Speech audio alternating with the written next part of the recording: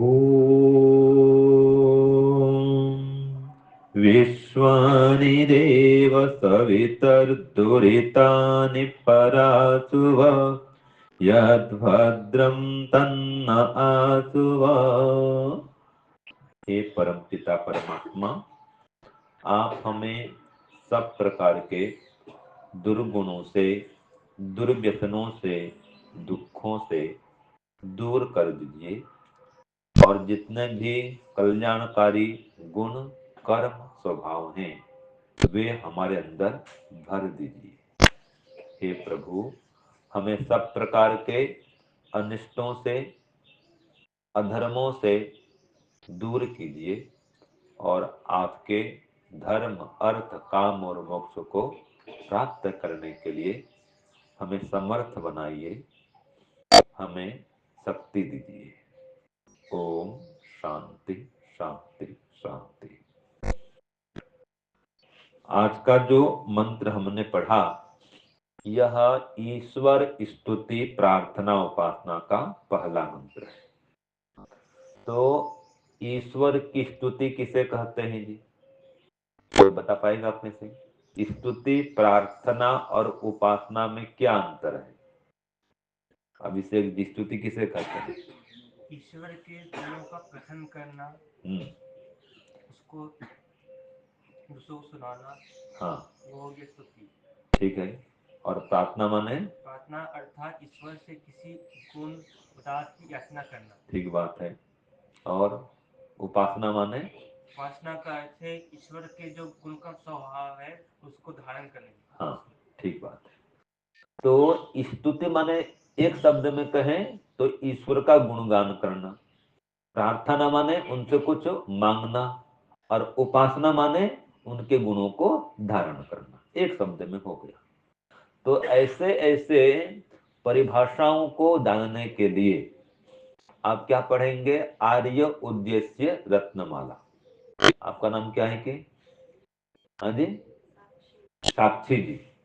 तो आर्य उद्देश्य रत्नमाला का एक एक रत्न आप रोज पढ़िए, पुस्तक मिल जाएगा। और अभिषेक जी इनके परिभाषाओं को याद भी कर सकते हैं।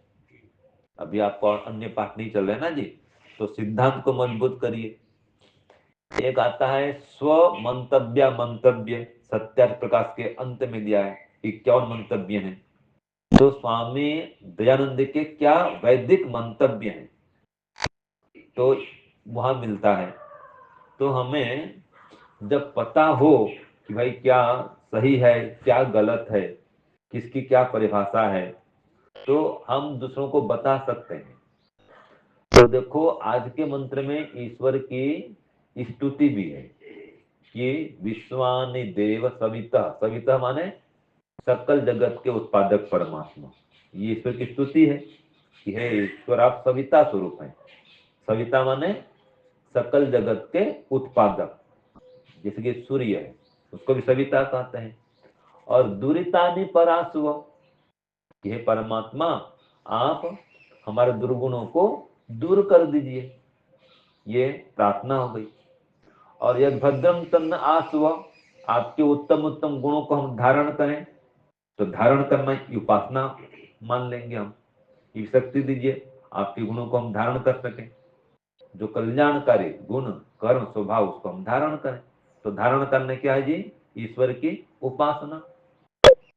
तो देखिए दो प्रकार से व्यक्ति के या दो प्रकार के व्यक्ति के कर्तव्य होते हैं।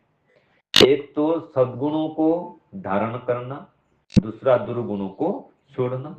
संकल्प भी दो प्रकार का होता है, सद्गुण को धारण करें, दुर्गुण का नाश करें। अगर आपके जीवन में एक सद्गुण आ जाएगा तो उसके साथ में कई सारे सद्गुण आ जाते हैं। जैसे कि आपने संकल्प किया कि मैं सुबह जल्दी उठूंगा, तो जल्दी उठने का संकल्प किया आपने, जल्दी उठ गए, तो जल्दी उठेंगे तो आसन व्यायाम भी कर पाएंगे, जल्दी हवन में आ पाएंगे, ईश्वर का ध्यान कर पाएंगे। और अगर सुबह लेट में उठ रहे हैं, 8 बजे 9 बजे उठते हैं, तो आसन व्यायाम छूट जाएगा, हवन छूट जाएगा, ध्यान छूट जाएगा, वेद का स्वाध्याय छूट जाएगा, कई सारे आवश्यक कार्य छूट जाएंगे। तो कम से कम एक संकल्प तो ऐसा होना चाहिए जो आपके उत्थान में सहायक हो, और उसके साथ में सहायक संकल्प कई हो जाते हैं जी।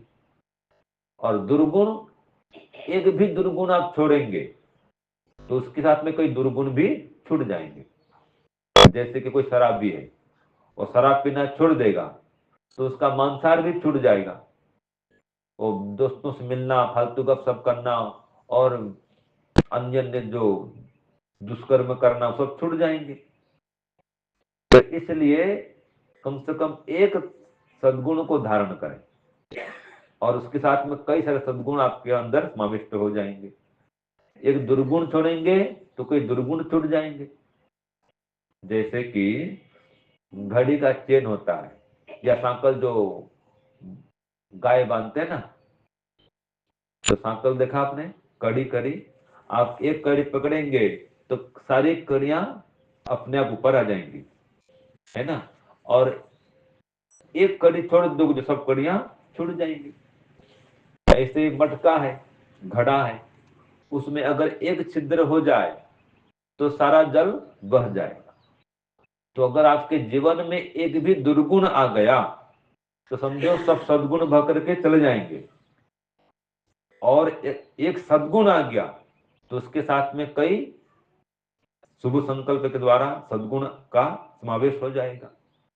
तो कुछ सद्गुणों का धारण करना ही चाहिए ब्रह्मचारी को, विद्यार्थी को, वानप्रस्थी को, जो भी आत्म उन्नति का इच्छुक है वो संकल्पवान होवे, ये आवश्यक है। सद्गुणों को धारण करने का संकल्प होना ही चाहिए। जैसे कि मैं रोज सुबह शाम ईश्वर का ध्यान करूंगा, रोज आसन व्यायाम प्राणायाम करूंगा, रोज वेद का स्वाध्याय करूंगा, रोज कुछ न कुछ सेवा कार्य करूंगा निष्काम भाव से, बिना किसी को दिखाए बताए। ऐसा नहीं कि स्वामी जी आचार्य जी देख रहे हैं तो भी काम करूं, ऐसा नहीं। चुपचाप छुप के काम करना निष्काम भाव से। तो ये कुछ सद्गुण ऐसे हैं जिनके द्वारा व्यक्ति का उत्थान होता है। ऐसे ही आत्मनिरीक्षण, अपने कर्मों को देखें कि मैं दूसरों को कितना ईश्वर की ओर बढ़ा रहा हूं, खुद कितना ईश्वर की ओर बढ़ रहा हूं, मेरी वाणी कैसी है, मेरा व्यवहार कैसा है, मेरे विचार कैसे हैं, देखो। तो आत्म निरीक्षण का संकल्प होना चाहिए कि मैं रोज सोने के पहले आत्मनिरीक्षण करके सोऊंगा। जब आत्मनिरीक्षण करेंगे उसके पास में, उसके पश्चात ओम का जप करते करते सोएं या गायत्री मंत्र जप करते करते सोएं, ये होना चाहिए। सुबह उठते ही जैसे आप मंत्र पाठ करते हैं, प्रातः जागरण मंत्र, तो साथ में गायत्री मंत्र जप करते करते सब दिनचर्या करें, कार्य करें। तो जो जितना अधिक ईश्वर का जप करेगा और सुबह शाम उपासना काल में स्थिरता पूर्वक बैठेगा, वो उतनी शीघ्रता से ईश्वर की ओर बढ़ेगा। आप दिन में भी खाली बैठे हैं, कहीं जा रहे हैं आ रहे हैं, जप करते करते जाओ। ठीक जैसे कि आप गुरुकुल से, विद्यालय से जा रहे हैं भोजन करने के लिए पाठशाला में, तो जो भी समय बचता है 1 मिनट का 2 मिनट का इसमें मिल रहा है ना जी, जप करते करते जाओ, जप करते करते आओ। कम से कम 5 बार तो आपका जप होगा ही होगा गायत्री मंत्र का, 10 बार भले हो जाएगा। अपने कमरे से निकलते ही निकल करके आप पाठशाला तक पहुंचो, जप करते करते जाओ गायत्री मंत्र का, 10 बार जाने में 10 बार आने में। और दिन में 3 बार जाते हैं तो कितना हो जाएगा, 20 या 60 बार, है कि नहीं है? इस ऐसे आप अपने आप हो गया। देखो ऐसे भ्रमण में जाते हैं शाम को, तो जब करते करते जाएं, जब करते करते आए, उसमें 100 बार कम से कम हो जाएगा। तो संकल्प करेंगे तो होगा, और संकल्प नहीं करेंगे तो बस जा रहे हैं और विचार कर रहे हैं और कुछ सोच रहे हैं, जब नहीं हो पाएगा। तो संकल्प मूल है व्यक्ति के उत्थान के लिए। जिसके पास संकल्प नहीं है, व्रत नहीं है, वो आगे नहीं बढ़ सकता है। तो दुर्गुणों को छोड़ने के लिए भी, सद्गुणों को धारण करने के लिए भी संकल्प चाहिए। अव्रती अमानुष कहा है, जिसका कोई अपना व्रत नहीं है, वो मनुष्य ने कहलाने के लायक नहीं है। इसलिए कहा है व्रतम कृत अभिष्टये, विशेष सिद्धि प्राप्त करने के लिए, अभिष्टों को सिद्ध करने के लिए व्रत धारण करिए। तो ये व्रत दो प्रकार का होता है, दुर्गुणों को छोड़ने का और सद्गुणों को धारण करने का। तो जितना आपका व्रत महान होगा, आपका जीवन उतना महान बनेगा। कौन कितना महान बनता है ये किस पर निर्भर करता है, उसके व्रत और संकल्पों पर निर्भर करता है। फिर जो व्रत संकल्प करता है उसको बताए भी गुरु आचार्य को कि मैं ये व्रत की धारण किया हूं आचार्य जी, स्वामी जी, कि अब मैं इसका पालन करूंगा। तो पहले मन में संकल्प करे, फिर वाणी द्वारा उसका प्रकाश करे, कहे, और फिर उसको अपने आचरण में लाए, व्यवहार में लाए, तो आपका जीवन निश्चित रूप से महान बनेगा ही बनेगा। तो मन को पहले पवित्र करें, मन को शुभ संकल्पवान करें। आप रोज रात को बोलते हैं ना, तन में मनः शिव संकल्प मस्तु, तो मन को कल्याणकारी बनाए, शुभ विचार वाला बनाए। तो यन मनसा मनुते तद वाचा वदति, यद वाचा वदति तत् कर्मणा करोति, यद कर्मणा करोति तत् अभिसंपद्यते। ये नियम है। पहले मन में विचार करो, फिर ऐसे बोलेंगे, जैसे बोलेंगे वैसे करेंगे, जैसे करेंगे वैसे फल पाएंगे। ये नियम है जी। तो लक्ष्य बनाएं परमात्मा की ओर बढ़ने और बढ़ाने का, और उसके अनुरूप सब काम करें। मैं प्रार्थना बार बार दोहराता हूँ, अपने वहां सुंदरपुर में हमने नियम कर दिया है, पाठ पढ़ेंगे तो भी ये प्रार्थना करेंगे, कार्य घंटे घंटी लग गई गायत्री मंत्र बोलेंगे, ये प्रार्थना करेंगे, भोजन करेंगे तो भोजन मंत्र पाठ करने के पश्चात फिर ये प्रार्थना करेंगे, यहाँ तक कि हवन करेंगे तो उसके पहले भी प्रार्थना करेंगे। क्या प्रार्थना करते हैं कि हे ईश्वर, हम यह कार्य आपको प्राप्त करने और कराने के लिए साधन के रूप में करने जा रहे हैं। इस कर्म को और इसके कर्म फल को भी आपको अर्पित करते हैं। तो इतना प्रार्थना करने बाद में आप कोई भी कर्म करो निष्काम हो जाएगा। वो लौकिक फल कोई चाहते नहीं और उसमें कोई अशुभ काम होगा नहीं। कोई भी काम करो, ये प्रार्थना करो, तो अब उसमें अशुभ काम कोई हो नहीं सकता है कि हे ईश्वर, हम ये काम आपको प्राप्त करने कराने के लिए कर रहे हैं जी, बस ये संकल्प कर लो, ये प्रार्थना करो, देखो अशुभ काम कोई होगा ही नहीं। और इस कर्म को और इसके कर्म फल को आपको अर्पित करते हैं, निष्काम कर्म हो गया, इसका फल मोक्ष मिलता है।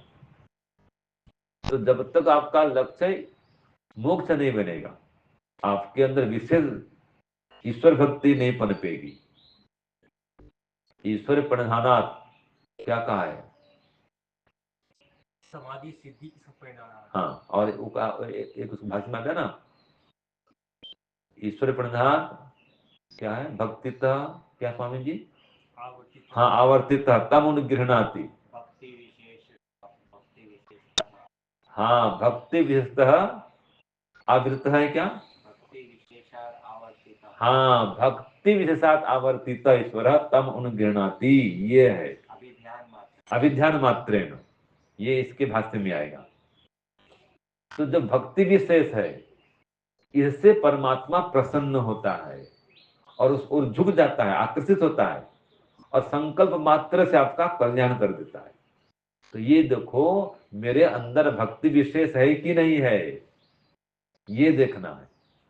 इसी भक्ति विशेष से समाधि की प्राप्ति होती है और इसी भक्ति विशेष से दुर्गुणों से निवृत्ति मिलती है, सद्गुणों की वृद्धि होती है, ईश्वर से प्रीति बढ़ती है, ईश्वर से समीपता बढ़ती है, ईश्वर से निकटता बढ़ती है। तो इसलिए आप ईश्वर का जप ध्यान जितना हो सके बढ़ाएं, ईश्वर के गुणों का चिंतन बढ़ाएं। वेदांत में आता है व्यतिहार करना, ठीक है, व्यतिहार प्रतिहार ऐसे शब्द आते हैं कि अनेक गुणों से भी आप ईश्वर चिंतन कर सकते हैं। ईश्वर एक ही रहेगा, कोई एक गुण भी ले सकते हैं और अनेक गुण भी ले सकते हैं। तो गुणों के माध्यम से ही ईश्वर से संबंध को आप जोड़ेंगे, उसका साक्षात्कार करेंगे। गुण से गुणी का ज्ञान होता है। और सबसे सरल गुण है अनुभवात्मक गुण, ईश्वर सर्वत्र व्यापक है कि हे परमात्मा आप सर्वत्र व्याप्त हैं, मेरे चारों ओर समाये हुए हैं। तो जो ओम सर्वव्यापक का जब बढ़ाएंगे, ध्यान का में बीच में अधिक पुरुषार्थ करेंगे, तो ये व्यापकत्व गुण से ईश्वर की अनुभूति अन्य गुणों की अपेक्षा से शीघ्रता से हो जाएगी। आप प्रयास करके देखिए। तो बस सार यही निकलता है कि हम ईश्वर की ओर बढ़ें, अन्यों को ईश्वर की ओर बढ़ाएं, अपने दुर्गुणों को, दुर्व्यसनों को छोड़ें, सद्गुणों को धारण करें, तभी हमारा भद्र होगा, हमें मोक्ष की प्राप्ति हो पाएगी। इतना कहते हुए सबको धन्यवाद करते हुए वाणी को विराम देता हूं। ओम शांति ओम शम। सबको सादर नमस्कार।